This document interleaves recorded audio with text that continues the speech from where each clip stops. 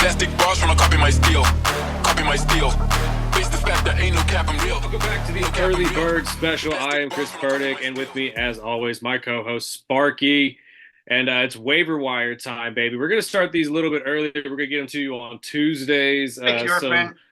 Yeah, a old colleague of ours used to do the fantasy breakdown with us. Earthman, we miss you, we love you. Gave us the idea to probably push this back a little bit to get it to you guys a little bit earlier. If you have been following our waiver wire picks, I mean, you've had success because J.K. Dobbins, we called that off the top. Jennings last week, if you started him like you should have, absolute torched the entire defense of the Rams before unfortunately losing that game. But huge game for him with 3 touchdowns. So hopefully we could help you out one more time this week. And with this week going into week 4. Sparky, let's hold off on quarterbacks until the very end because I got a question for you regarding quarterbacks, so we can get your pickup and your drop of the week in that regard. Then, so let's start with the running. Anything, I got 2 things. One, okay. Happy birthday to my first crush, Mrs. Stephanie McMahon. Happy birthday, beautiful. And second, congratulations. Everybody should be yeeting right now. I haven't been as excited since getting back into wrestling since last night when Yeet finally got his title, and he took it from Braun. We didn't think it was going to happen that quick, but it just makes it that much better because seeing him crying in the audience leaving the stadium was just awesome. And this is far from over. We're going to get a PLE fight out of this, too, at some point. But that was such a great match, man. That was so good. That was I agree with you 110%. Great way to end Raw last night. But getting back over to football a little bit, let's start with running backs. Personally, I got one pickup for you this week. It's Chuba Hubbard of Carolina. Shockingly enough, the first 2 weeks he was absolute slow. He did not help at all. Last week with the transition over to Andy Dalton, the offense shifted a little bit, went more back to a pro style like they do with Andy. 21 carries, 114 yards, 5 catches, 55 yards through the air with a touchdown for a grand total of 32 points against the Raiders. This week he has Cincinnati, and the week after that he'll have the Chicago Bears, both very favorable matchups. So for my pickup this week, I got Chuba Hubbard in the running backs. That's a good pickup. Running back wise, I have a little sneaker one. I threw in Braylon Allen, the Jets running back 2. They got Denver this week. And yeah, I mean, I have Breece Hall, so I haven't personally picked this guy up. But the more I've looked into him, his carries, his rushing yards, his catches have all gone up each week. With the rookie leading the Jets in rushing yards as well, with a whole 55 yards. I know everyone that has Hall, just hold on. He'll get his. But if you're smart and you play in a Big 12-team league, it's always smart to have these backups on your bench. And, you know, anybody that's played with Breece Hall in the past, you know, he does have an injury past, but the kid looks good. And I don't think he'll be starting anytime soon, but he will get his carries. And running backs are hard to get these days. If you listen to the last waiver wire day that we did, I believe Burdick brought it up. Who was the guy last week that we talked about the Chiefs running backs? And if you watch those Chiefs running backs, they both looked good, but the undrafted rookie out of UCLA was the one that got the majority of the carries. Carson Steele was the rookie running back that carried, but P. Ryan was the one that we kept bringing up in the past game. So, which pretty much was exactly what you saw on Sunday night against the Falcons, which went, relatively decently. The Falcons defense is much better in the front 7 this year, and much better on defense in general this year. So it's going to be hard for anybody to get what they need to win. I am glad you brought up Allen, though, because he is one of my surprises of the week. Only 16% of people own him and have him on their rosters. He has an increase in touches every week. Just like you said, Breece Hall's injury is going to be brought up, obviously. And if you know somebody like Aaron Rodgers, he likes to utilize these type of guys, the backup running back and all that, especially in the pass game, which Allen has shown that he can catch the ball and get out into open space quite a bit. So that is a pretty smart pickup, in my opinion, as well. My drop for the running backs this week, or at least this one's not necessarily a drop. None of mine are actually drops this week. They're mostly benches. Just don't really rely on these guys too much this week. But in Seattle, Zach Charbonnet going into this game against the number one ranked defense against running backs in Detroit. He will have very little room to do anything at all.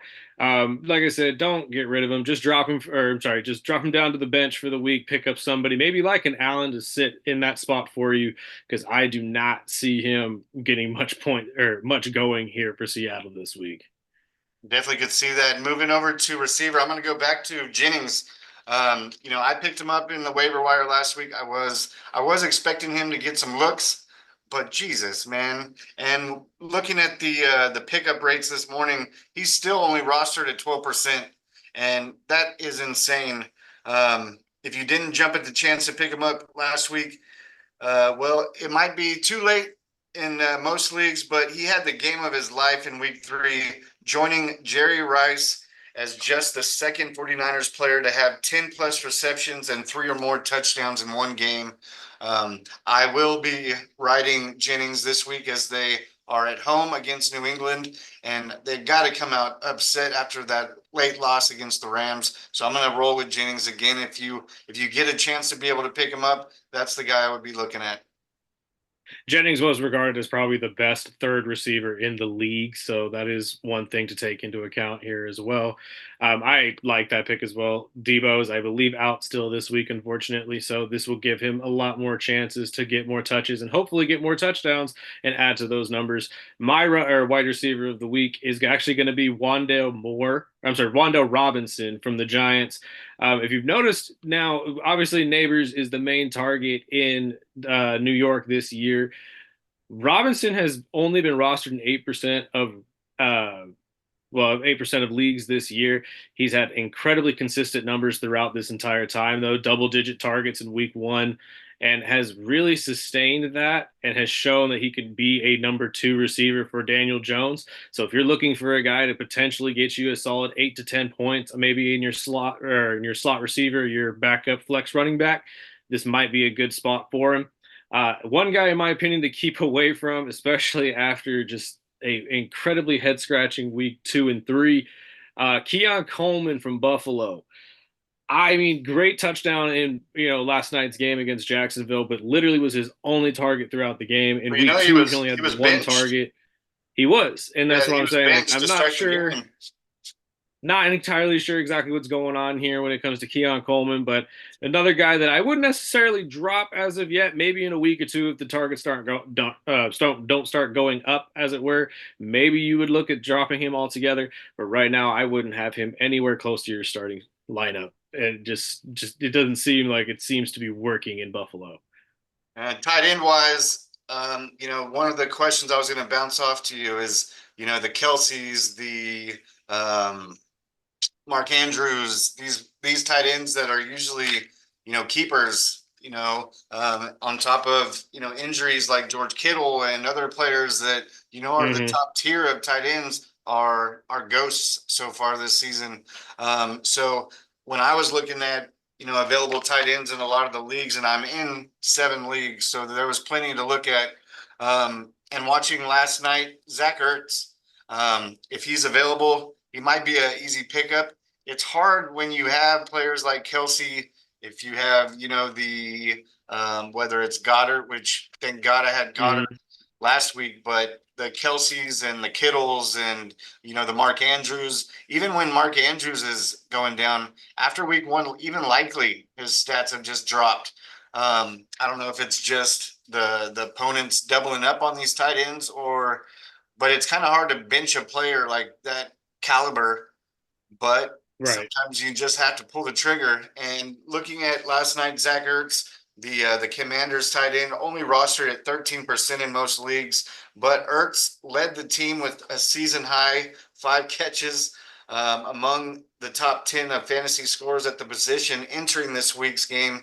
If you're hurting at a tight end position, whether it's Kittle or somebody that's hurt or out, or you're just kind of shaking your head and like, what do I do with these tight ends? Zach Ertz might be a good pickup. I wouldn't put too much stock into it because that Washington, I'm not going to take the quote from what the safety from Philly calling him a college run team, but I think watching Jaden Daniels last night, I think he's got an upside, and McLaurin's finally getting his targets. And when you're running for your life like you did a lot of the times last night, Ertz might just be a hidden gem. So that's my tight end pickup.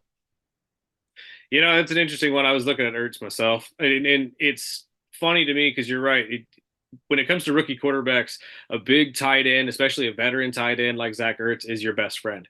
And I think that's exactly where these targets are coming from. He's much like Chicago bringing in Keenan Allen to go alongside Cole Kmet, being two big bodies that you could throw to.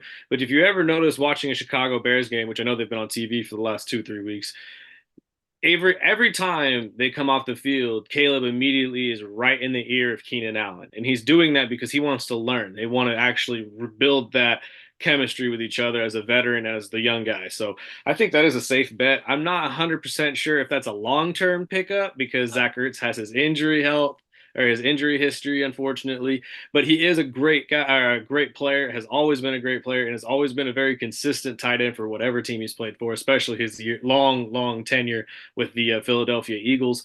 My tight end, though, to look at, and this is actually shocking to me, but 34% owned in leagues right now, but it's Cole Kmet for Chicago.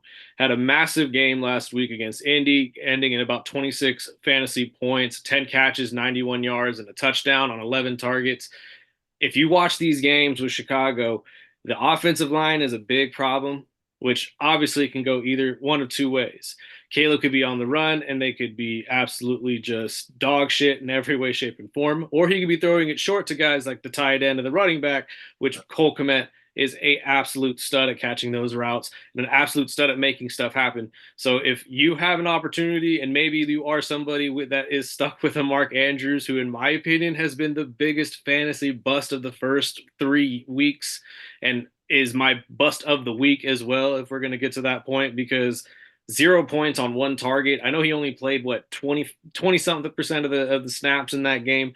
I don't know if you could equate this to his injury past and his just not being on the field with Lamar, and now Lamar's more in tune with a Lively than he is with Mark Andrews, but there's no excuse for that. You're a number one tight end on that team, have been a number one tight end in the league at one point, really, if you want to argue it. Yeah. But it's just been a real big head scratcher. But my tight end to pick up this week would be Cole Kmet of the Chicago Bears. I feel like that's going to be a solid pickup. And with his matchups against the Rams and the Carolina Panthers coming up in the next 2 weeks, could be a solid long-term pickup for you as well. And then my final pick with the defensive side before we go into quarterbacks to wrap it up. And this one is this one's a curveball, but yes, it is the Miami Dolphins defense. And yes, I said it. So the Miami Dolphins have rostered about 14%. The Week 4 Titans-Dolphins matchup will feature 2 of the worst offenses so far of the season. And if you've watched the Dolphin games, which I know rarely anybody's watching them, but this guy, I will tell you, defense has saved our ass the last 2 weeks. Not enough to win the damn game, but they were still in the game in the fourth quarter because of that defense. Whether it was, I believe they had 5 or 6 sacks last week, a couple turnovers, 2 turnovers in the first half.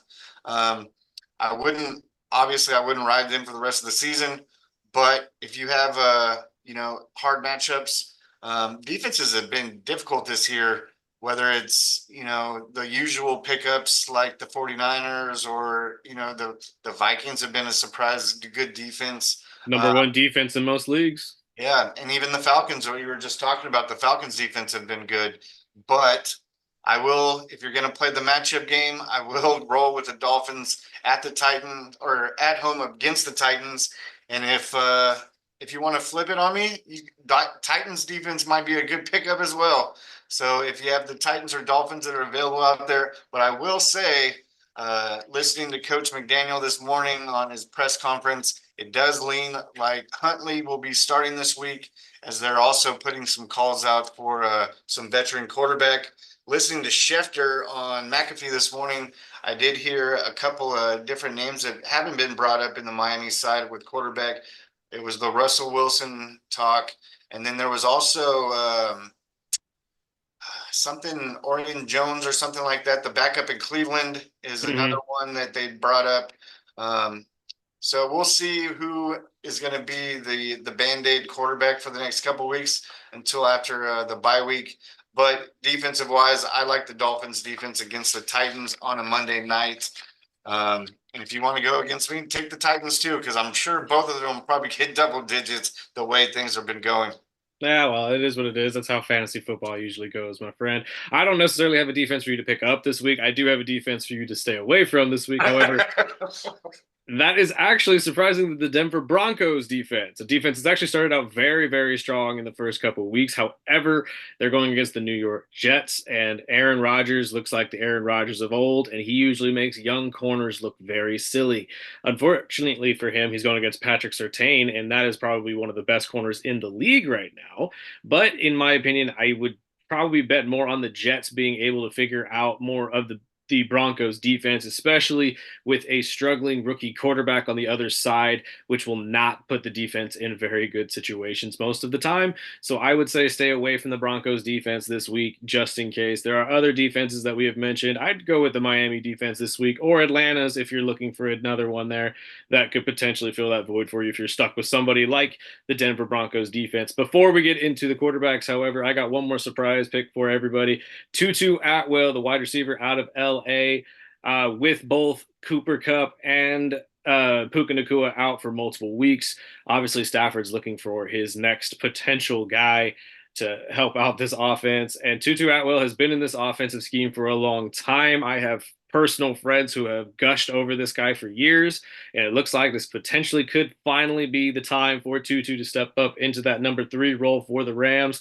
Last week had 4 catches, 93 yards for the Rams in their win against the San Francisco 49ers. And if you know Stafford, you know he likes to pick one guy and throw to him. So if you're looking for a receiver right now, I'd put money down that Tutu Atwell will most likely be that guy for the Los Angeles Rams.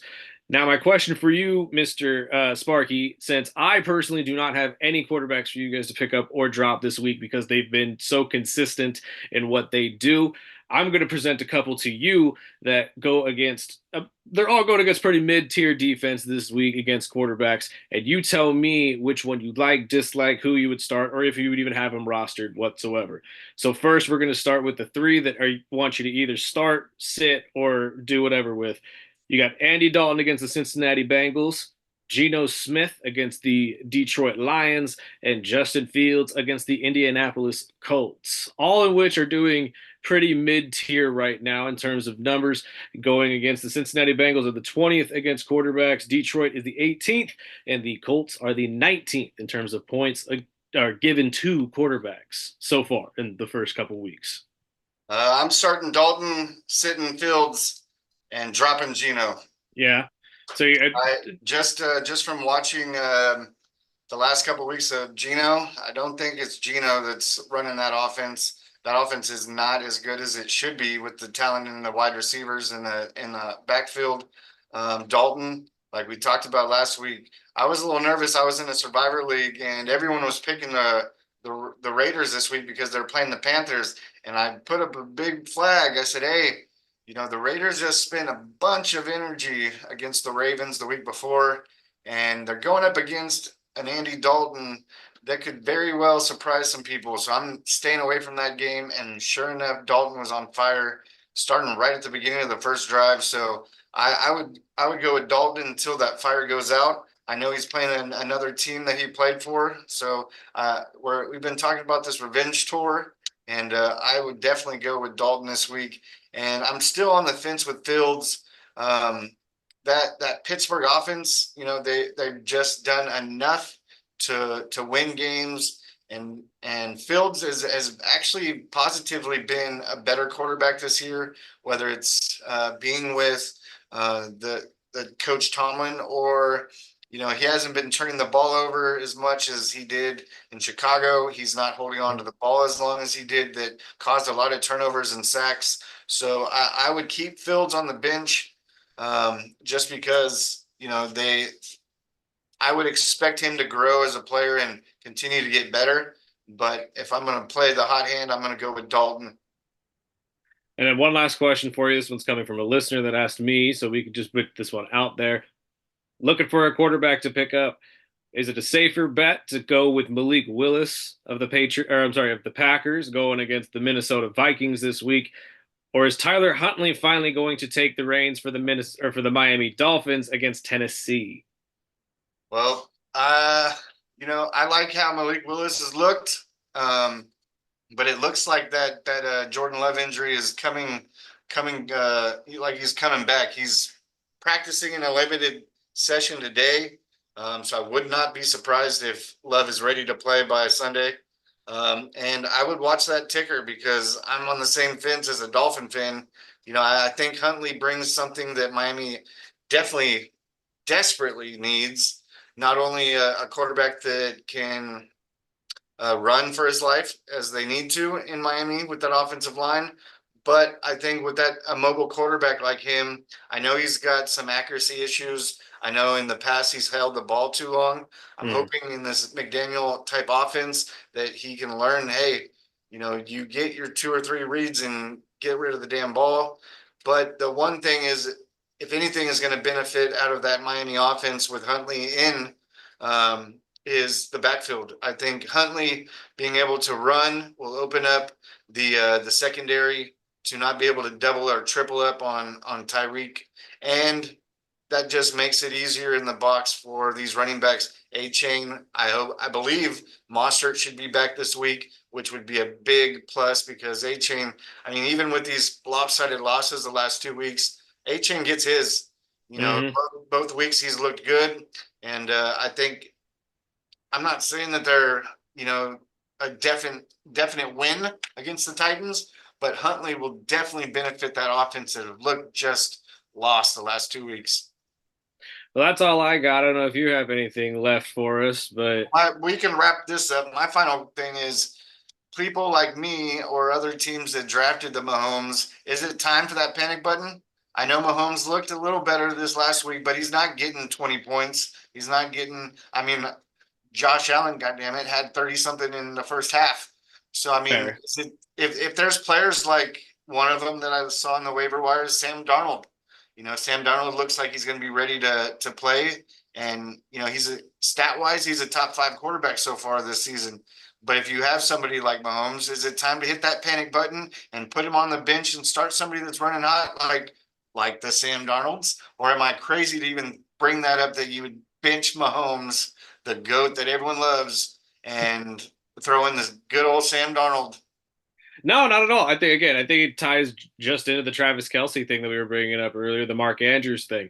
As great as these players are on the field, obviously there are distractions to defenses. You're playing fantasy football, not actual football. If we're talking about actual football, the thought of benching Patrick Mahomes for anybody would be absolutely ludicrous. But the fact that we're playing fantasy football, you have to play the numbers, man, which means you have to play the people who are getting yards, getting scores, and overall just winning you games. And unfortunately, if Patrick Mahomes is only scoring, let's say, 21st out of all quarterbacks, and Derek Carr is scoring 5th in all quarterbacks, you're technically going to start Derek Carr over a Patrick Mahomes. And that's just being smart about it as a fantasy owner. So realistically, dude, I agree with you 100%. I don't know necessarily that if it's time to hit the panic button. I think it's kind of the same thing with Joe Burrow at this point. It's just starting. Aaron Rodgers this morning, actually, again, on the McAfee show, it's funny that you bring that up. He had a great way to put it. It's been a couple weeks, man. Slow down. It's okay. People are still getting into what they need to get into.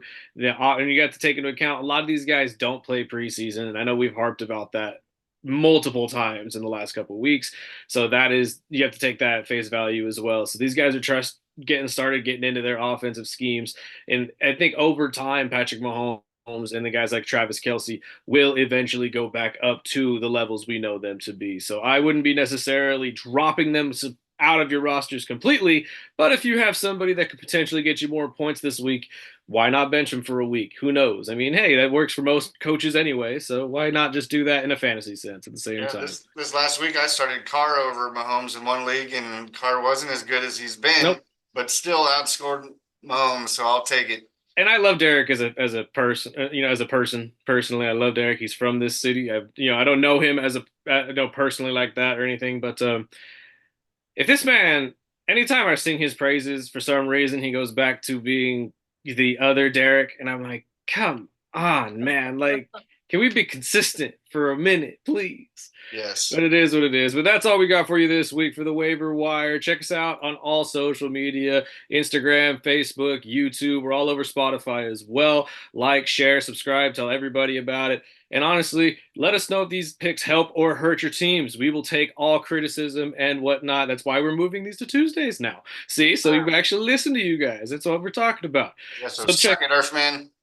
So check us out. We'll have a couple more wrestling videos coming up for you pretty soon as well. Yes. With Bad Blood right around the corner. KG will be joining us most likely for the wrap up of that, as we will take care of the pre-matches and whatnot.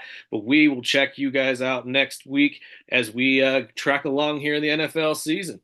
Yeet. Peace out.